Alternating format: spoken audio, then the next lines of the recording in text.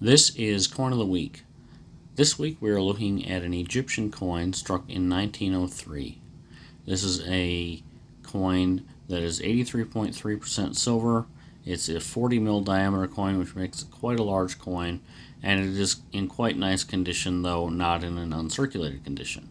If I had to grade this, I would say somewhere around VF or XF, and in the NGC price guide, which we'll look at in a minute, that makes it a coin worth well over $100.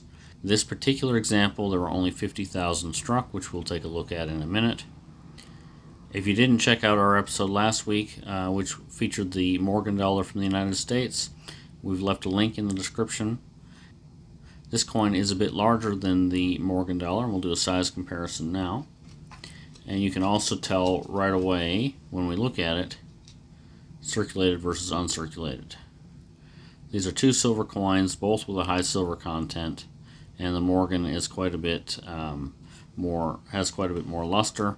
A few key features of this coin are the wreath on the bottom, the tugra in the middle. This design is called a tugra, which is something like an official seal. The date under here is the regnal year, so that I believe is the first year of reign, which in this case is 1293 in the Arabic calendar.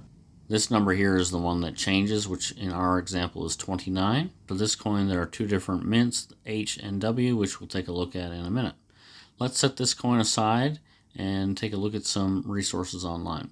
If you're having trouble looking up where a coin is from, it's often good to start looking at different number systems, and you can start to figure out where things are from that way. And in the case of the Arabic numerals, I've found them relatively simple, but there are other parts of the world where I still struggle. So just a simple image search will give you a number of options for Arabic numerals.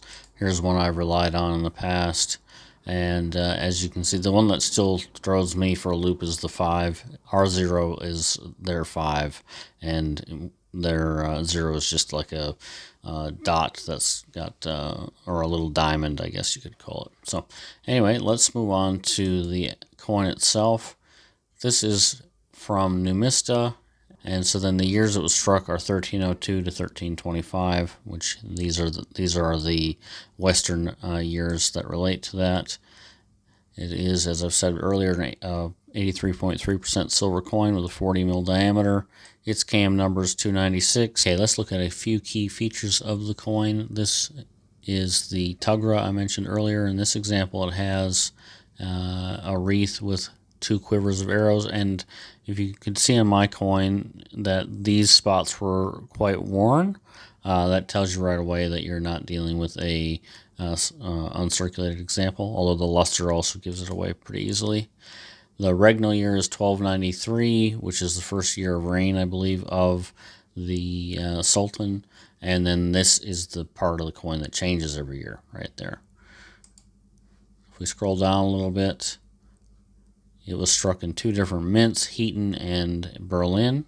Berlin is the W mint mark, and for our example, which has, and it tells you right over here, you can see that doesn't change as we move down, but this does. So we've got a 2 and a 9 on our example, and it's a W for the mint mark, which means it's 1321 or 1903, and 50,000 of the example were struck. Its rarity on Numista. Now this is only relative to Numista users, so that's not necessarily that helpful actually. And then you can see a number of examples available. Here you can see the 10 there, that's a 10. This one doesn't have it.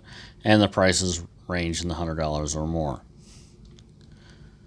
If we go to, just quickly to NGC.